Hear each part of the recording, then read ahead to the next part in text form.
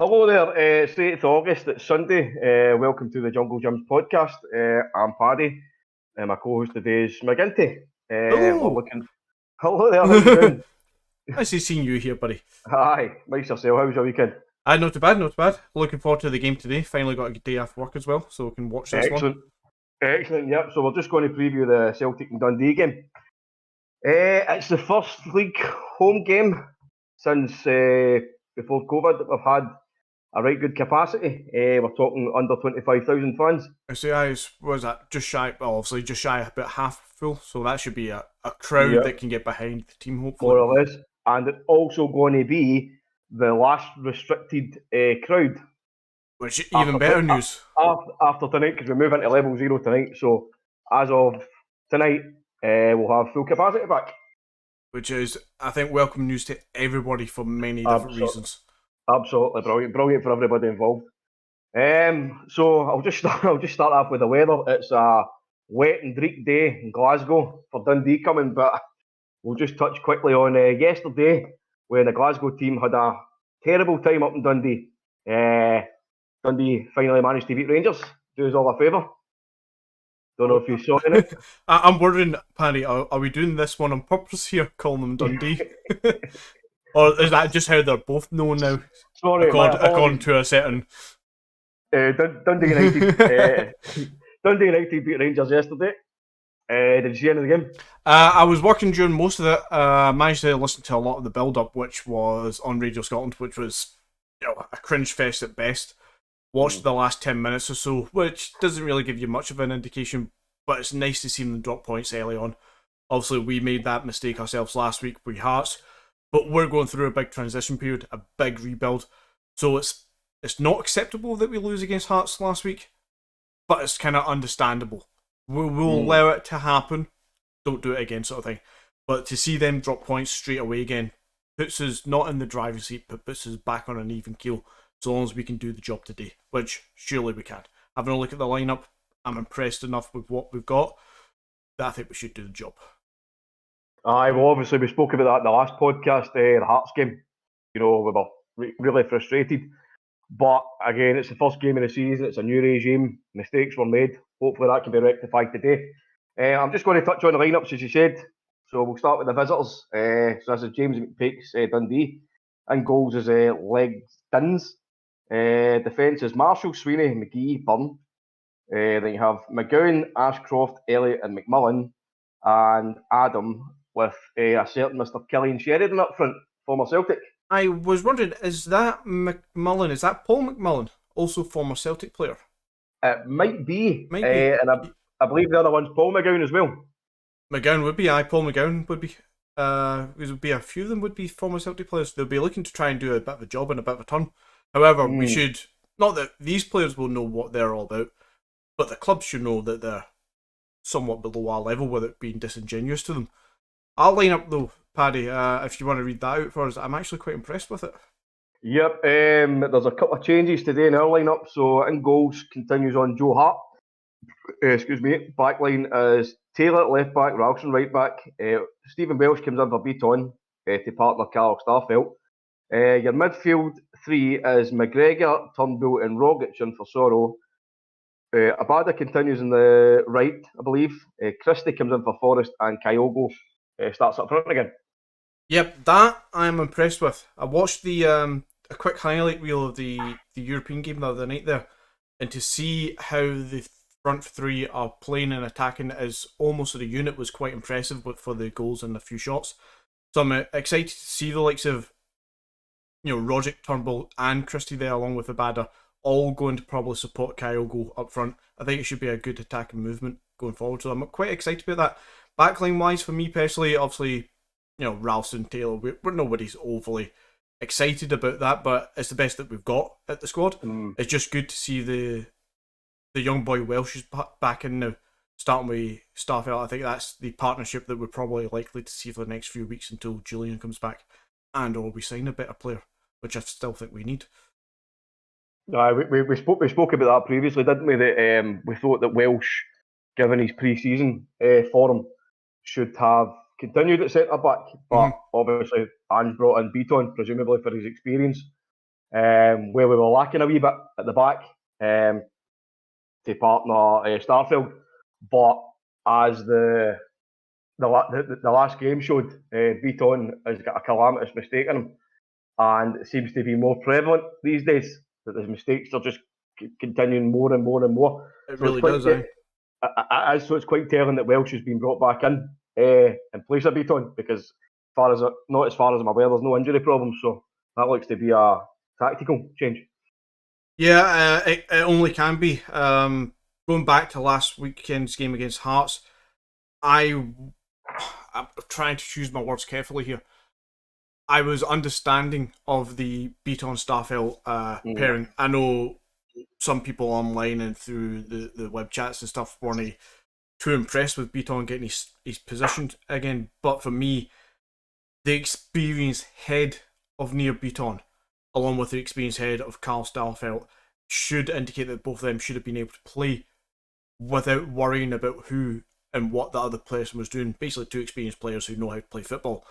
For me, Stephen Welsh is still learning the ropes a little bit. He's very early in his career as a footballer for us. He's not played that many games, but he's more deserving of the start than Near Beaton. So I'm glad to see that Beaton's now out, Welsh is in. He got his little chance last week against Hearts, but he made a few mistakes then. He's made mistakes against the Czech Republic side. He's made mistakes in the early couple of games. Sent off against Midtjylland. He's conceded goals, own goals. He's been caught napping with the ball coming along over the back, sort of thing. So definitely the right idea and the right judgment call for me to drop Neil Beaton for Stephen Welsh. Aye, definitely. I should have said sorry. I said the last game, the last home game. Aye, well, so, the last league game, sorry, against Hearts. Obviously, the last game is against Jablonec. The first goal for Jablonec, the big long high ball over the top. I mean, Beaton was just literally standing like a statue, just watching the ball go over, and Starfelt had to run back and catch it, which was pretty criminal for a defensive kind of point of view. To me, I get why Beaton was brought in to play with Starfelt, or Starfelt was brought in to play with Beaton, whatever way you want to look at it. That's Beaton's obviously the most experienced there, but again, Beaton's not a defender. Beaton's a failed midfielder at Celtic, if you want to call it that, who's being used as a utility man to play at the back because we're short of options.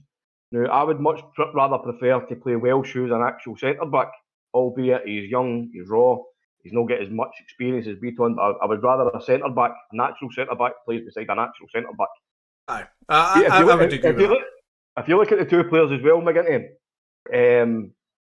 for me, it looks as if Starfelt has come in and been told to replace Ayer, who, as you know yourself, Ayer would have been the centre half that would have come out of defence with the ball. Aye. You know, the ball playing defender, if you want.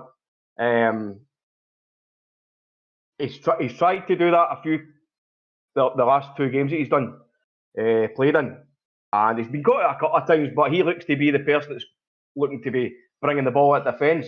But when you've got Beaton playing beside him, it's almost, there's a kind of similarity there, i.e. that Beaton's a passing kind of defender. He's not a physical defender in the slightest for me. Mm-hmm. So you've got a proper imbalance here. As I say, Welsh hasn't without his flaws. He's still young, still raw, still makes mistakes, but he should probably be the more imposing defenders if Starfelt's going to be your man that's bringing the ball out for the back. Which I think, judging by especially the first few games of the pre-season and the qualifiers, I think we can see that with Welsh. He is going to be the more in-your-face defender. I'll put the shoulder through you sort of thing, and I'll take the ball off you and lay it off for Starfelt or McGregor, who will try and play it out of defence and into the midfield. I wonder how much Starfelt's been told to play like that and how much that is actually his game. I'm trying to remember back to what Ange has said a couple of times now about Starfelt, especially getting questioned and asked if he's the type of player that he wants to bring in, sort of thing. He came back where he was told basically, I know the guy, I've researched him, I wouldn't have him here if I didn't think he could play my style. Which for us, as we're seeing with the inverted fullbacks cutting in and the way that he wants to play with the centre-backs, I very much believe he does want that Ayer replacement, so I would be inclined to say, even at this early stage, it probably is that replacement. And if he's, what is he, 26, he's been around the block a few years, same as Julian, 27, 28 now, been through a couple of seasons, you'd expect them to be the partnership. Will that work together? Is Julian the more kind of dirty player who's willing to get the kind of sleeves rolled up and just do the dirty work? He doesn't come across that much for me, for Julian. So I think maybe between the two of them, we do need that third centre-back that isn't Welsh. Welsh, for me, is still young. He's still raw, as they say. And he's definitely one for the future. His career development for me has been well on a tangent now. But his career development for me is about 2 years behind. He should be 19 going on 20 at the stage that he is just now, getting the game time that he is just now, not 21 going on 22. Anyway, that's a whole divergence. We're here to talk about the game at hand, I believe. Aye. No, listen, you're spot on. We definitely need some sort of a physical presence at the back. No nonsense, Bobo Baldy. That's what I want to see. Mate, you know yourself, I'm praying to every single god under the sun that we get one of them these days. See a Bobo Baldy, though. He, in my memory, he was the first kind of bomb scare as such. You knew he was going to make a fucking cock up of it. Take the UEFA Cup final, for example. But when he didn't make the cock up, he was fucking superb at what he done. So I have no faults on him. If that happens, that's so be it. But then you look at Neil Beaton, who's how many years? 5 seasons in a row now, something stupid, where we went in with a makeshift backline that's included Neil Beaton, as you say, a kind of failed centre mid. And we're going in with him, and it's not just the mistake that he makes, it's the fact he can't really do the basics of a no-nonsense centre-back, which is what we really needed in these early stages of qualifiers, just somebody just to shut up shop and clear the deck. Which is certainly something that we've been missing for a long, long time. Fullbacks, how do you think they'll go on? No better, no worse than what they already have this season. Personally, I don't mind Taylor. I think he's a steady Eddie as far as the fullback's concerned. Never going to be great, but as a backup, when you've got a quality left backs a la Tierney at the time than we had him, I wouldn't mind Taylor. But we don't have that, so we persist with Taylor just now. He's not quality, but he's meh. Ralston, less so meh. He's meh. No offense, Ralston. He's meh shit. But he's all that we've got, and as Gans said to us a few times now, he's playing with heart. He's playing with commitment and effort. It's just not really fucking good enough. What I want to see is more from Ange, just stop having the pair of them cutting in so much when we realise that overall that entire backline is weak. So let them drop back, let us get a flat four a bit more often, just to kind of build a wall and build into the midfield, and let the midfield and attack do their job, because the midfield and attack that we're going to play today looks fantastic. What do you say? It's Kyle go up front with what looks like Christie on the left, Abada on the right, with Rogic and Turnbull behind. That's going to be superb. You're playing a midfield like that with just McGregor, no real defensive midfielder. Really, McGregor's more of a ball carrying midfielder. That's all out attack, as far as I'm looking at that, from midfield to front. Well, I would definitely agree with you there. Just quickly harking back to the defence, obviously, you're a Celtic fan, you know about their problems there. The constant leaking of goals.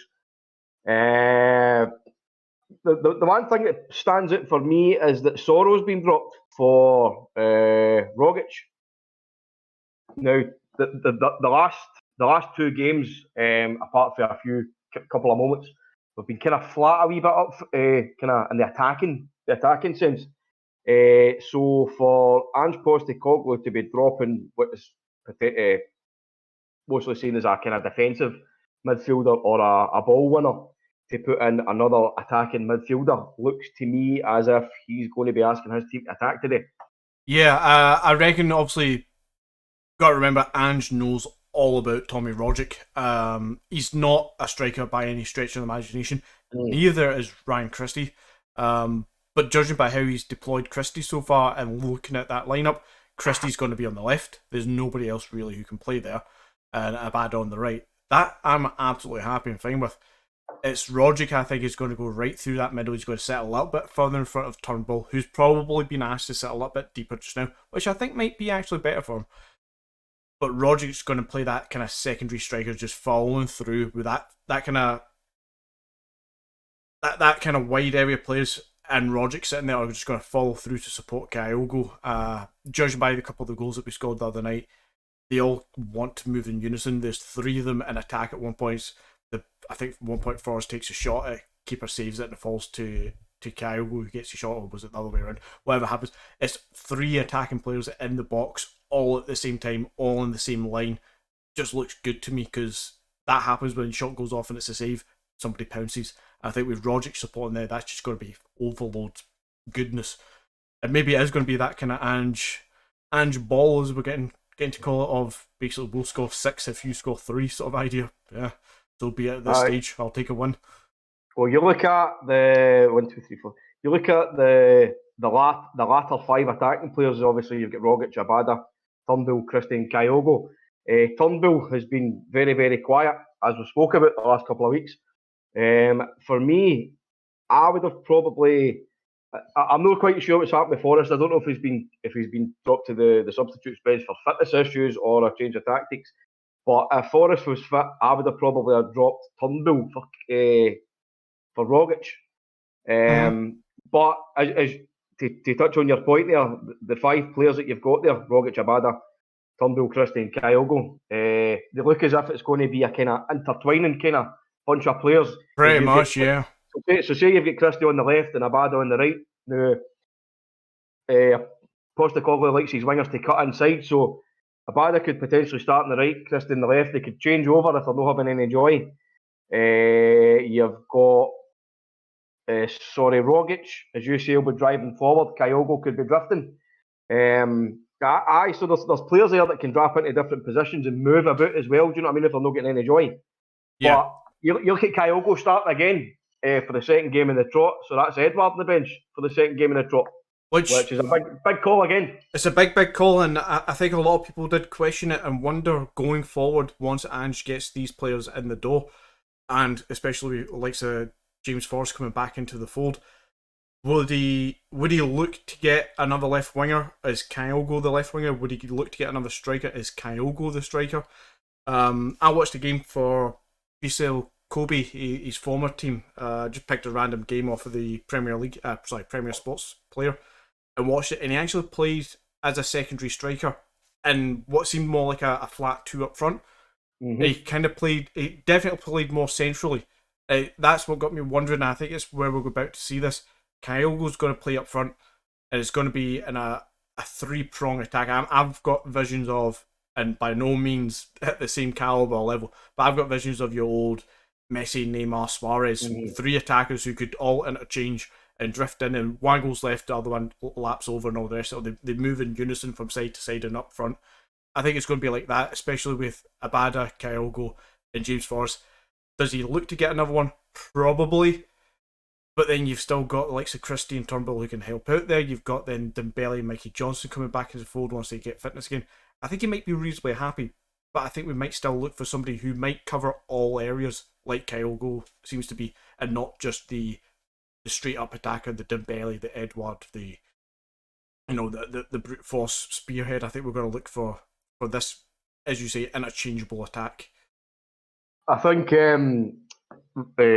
recalling back to a couple of Postecoglou's comments, I do seem to recall that he said his kind of main focus when signing Kyobe was that he was going to be a kind of left winger type player, but obviously with the problems that Edward's having now, he's having to go and slot in up front, which is obviously a good thing because it's almost a utility player if you want. Mm-hmm. But for me, I would definitely be still wanting, obviously not including like your right back, your centre back, maybe another midfielder. I'd definitely be wanting another striker in. I think is it Kyogo or Kyobe? Sorry, Kyogo. I don't think Kyogo's completely right either, but Kyogo's close. Kyoge. Furuhashi. Furahashi's probably better. Yeah. For me, Furuhashi looks as though he could be that kind of player who could cement the left attacking side to himself, especially if we bring in a proper striker. But we're talking about midfield there. James McCarthy's still not quite match fit, so he doesn't make the squad today. Joe Hart obviously starts, so again we touched upon their experience for the squad. do you think that McCarthy will be able to come in and cement the place in midfield? I think he can. He's only 30, younger than me and you. I think he could. I don't see why not. At the age of 30, for me, he should still have at least 3 good years in him, if not 4 or 5, if he's looking after himself. The big question is always going to be his fitness, his injuries. We've all seen the stats in the last 3 to 5 years where he's missed God knows how many games. But a large part of that was I can't remember the injury he had, something to do with his tibia or something in his leg. He had a massive injury that's put him out for a whole year practically, and he had some hamstring pulls and whatnot before that. You look at guys like James Forrest who had previous injury issues himself and overcomes it. Has this just been a blip? Is he over it? Is this the last big injury out? Is that basically giving him enough time to recuperate everything and get over it all? Fingers crossed. He's a tidy player. He's experienced. He comes straight into the squad once he's fit. For me, he definitely adds to the matchday squad. And he arguably adds to the starting 11 if you think that Sorrell's probably going to drop out from, and you're going to see McCarthy and McGregor, and then that forward-thinking attacking midfielder and Turnbull, Rogic, or Christie or whoever. I think he definitely adds there. He's that calibre of player that I'm happy to have if we then go chase Ali McCann for talking sake, who's always getting mentioned on the message boards.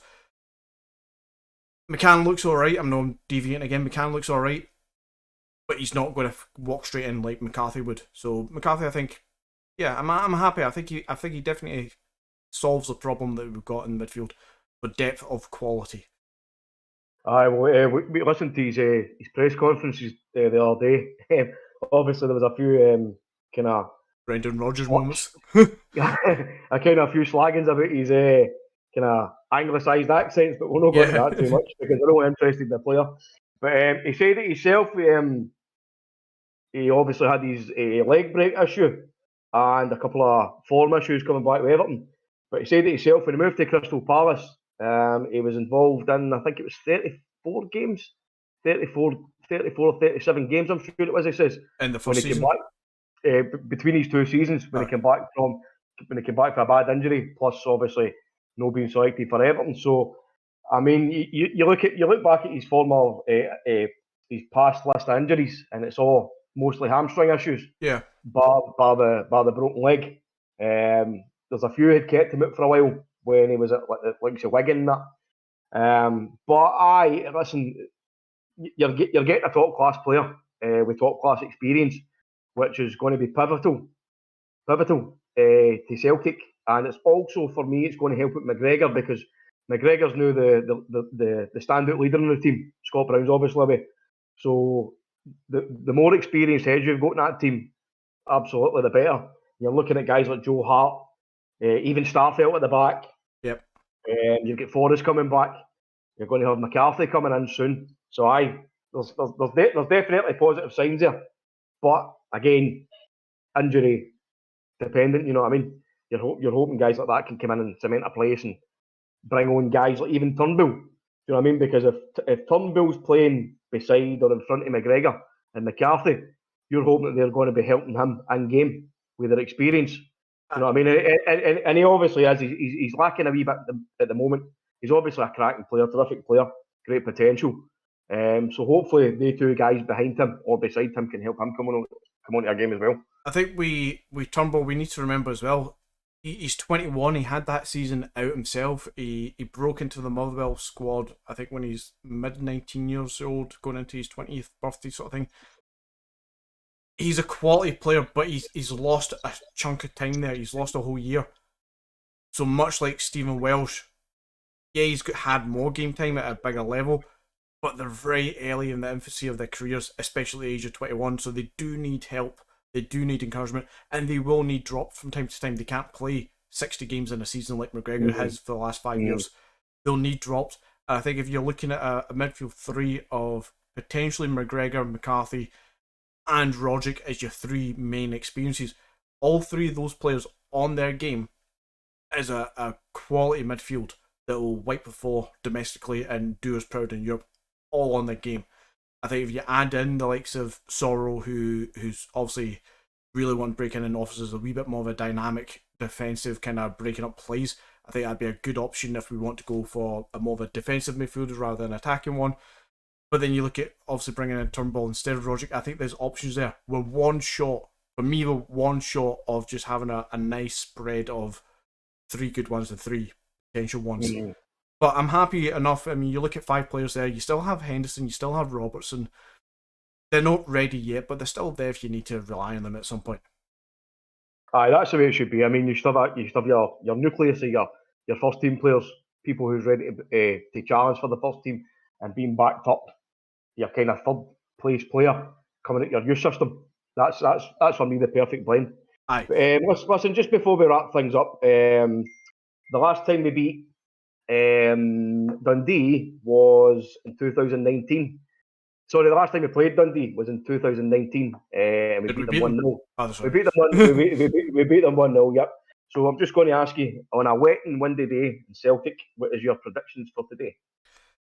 That back line, I'm getting more comfortable with it, but it's definitely leaking goals. So we're definitely, for me, going to concede somewhere. That attacking front 5, as we've talked about, it's got goals all over it. I'm going to go with 4-1. Good guys. Very optimistic. Yeah. I think, as I say, looking at the lineup, you've got quite an attacking intent there for Celtic. So I'm going to go for 3-1. 3-1. I think it's going to be high scoring. I think we can agree there. 3-1. Right, that's brilliant. Listen, thanks very much for your time, mate. We will be back after the match, and we'll be joined by Gav, hopefully. Hopefully, and hopefully have some good points to discuss and a good win to talk about. Here's hoping. See you soon, buddy. Cheers, guys. Right, okay, mate. See you later. Bye.